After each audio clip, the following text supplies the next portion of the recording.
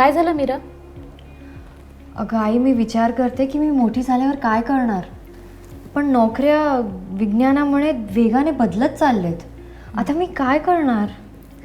खूपच छान प्रश्न आहे मीरा. तंत्रज्ञान आणि जागतिक बदलांनी प्रेरित होऊन कामाचं भविष्य वेगाने विकसित होत आहे.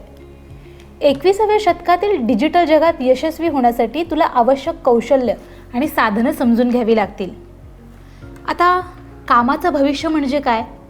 तर कामाचं भविष्य म्हणजे तंत्रज्ञान, जागतिकीकरण आणि नाविन्यपूर्ण नोकऱ्या आणि कार्यशाळांमध्ये होणारे बदल. उदाहरणार्थ तर रिमोट वर्क, ऑटोमेशन आणि गिग फ्रीलान्स नोकऱ्यांचा उदय करतात. आता हे का महत्त्वाचं आहे? कोणती कौशल्य मागणीमध्ये असतील हे समजण्यासाठी मदत करतं. लवचिक तंत्रज्ञान म्हणजे आधारित कार्य वातावरणासाठी तयार करतं. कार्यस्थळातील बदलांचे मुख्य चालक म्हणजे ऑटोमेशन आणि कृत्रिम बुद्धिमत्ता AI. मशीन पुनरावृत्ती करणाऱ्या कामांचा ताबा घेते. त्यामुळे कामगारांना समस्या सोडवणं आणि सृजनशीलतेवर लक्ष केंद्रित करण्याची गरज आहे. याचं उदाहरण द्यायचं झालं तर ग्राहक सेवेचे चॅटबॉट्स किंवा उत्पादनात रोबोट्स, रिमोट वर्क आणि डिजिटल सहकार्य, झूम, मायक्रोसॉफ्ट टीम्स आणि गुगल वर्कस्पेस यांसारखी साधने लोकांना कुठूनही काम करण्याची परवानगी देतात. आता याचं उत्तम उदाहरण म्हणजे कंपन्या आता जागतिक स्तरावर प्रतिभा नियुक्त करतात, लवचिकतेने कामाचे तास सक्षम करतात. गिग इकॉनॉमी आणि फ्रीलान्सिंग म्हणजे अल्पकालीन लवचिक काम अधिक सामान्य होत आहे. याचं उदाहरण म्हणजे अपवर्क आणि फायवर या प्लॅटफॉर्म्सवर जागतिक स्तरावर क्लायंटसाठी फ्रीलान्सर जोडले जातात. हरित आणि शाश्वत नोकऱ्या म्हणजे पर्यावरणीय आव्हानांना तोडगा काढण्यासाठी लक्ष केंद्रित करणाऱ्या करिअर्सची वाढ होतीये. उदाहरणार्थ नवीकरणीय ऊर्जा तज्ज्ञ, शहरी नियोजक आणि शाश्वततेचे सल्लागार. तंत्रज्ञानाचे चलित नाविन्य काय आहे? तर डेटा सायन्स, ब्लॉकचेन आणि व्हर्च्युअल रियालिटी यांसारख्या क्षेत्रांमध्ये पूर्णपणे नवीन करिअरचा मार्ग तयार होतोय. कामाच्या भविष्यासाठी आवश्यक असणारे कौशल्य कुठले? तर डिजिटल साक्षरता म्हणजेच गुगल डॉक्स, शीट्स आणि कोडिंग प्लॅटफॉर्म्स हे वापरण्याची क्षमता. आता महत्त्वाचे विचार आणि समस्या सोडवणं म्हणजे परिस्थितीचं विश्लेषण करणं आणि सृजनशील उपाय शोधणं.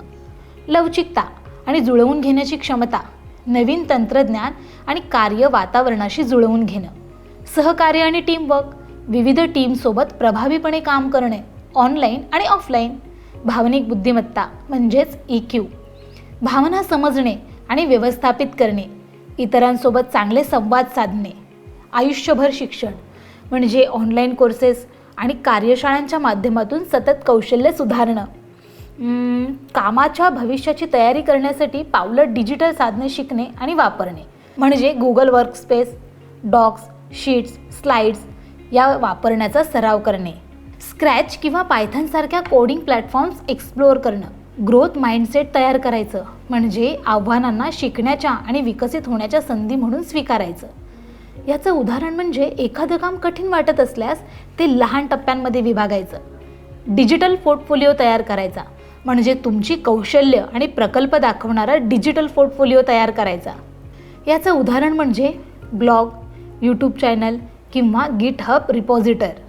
नेटवर्क करायचं आणि सहकार्य करायचं म्हणजे ऑनलाईन समुदायांमध्ये सामील व्हायचं किंवा आभासी कार्यशाळांमध्ये सहभागी व्हायचं. उदाहरणार्थ लिंक्डइन या व्यावसायिक कनेक्शनासाठी वापरायचं. अद्ययावत राहायचं म्हणजे तुमच्या क्षेत्रातील ट्रेंड्स फॉलो करण्यासाठी न्यूजलेटर, वेबिनार किंवा पॉडकास्ट वापरायचे. धन्यवाद आई. आता मला समजलं की मला माझं लक्ष कोणत्या क्षेत्रात केंद्रित करायचं आहे. खूप छान मीरा. कुतूहल, लवचिकता आणि नवीन गोष्टी शिकण्याचा उत्साह हे यशस्वी होण्याचे मुख्य घटक आहेत. मी आता कोडिंग शिकायला सुरुवात करेन आणि कदाचित AI पण एक्सप्लोअर करेन. छान. चहा घे.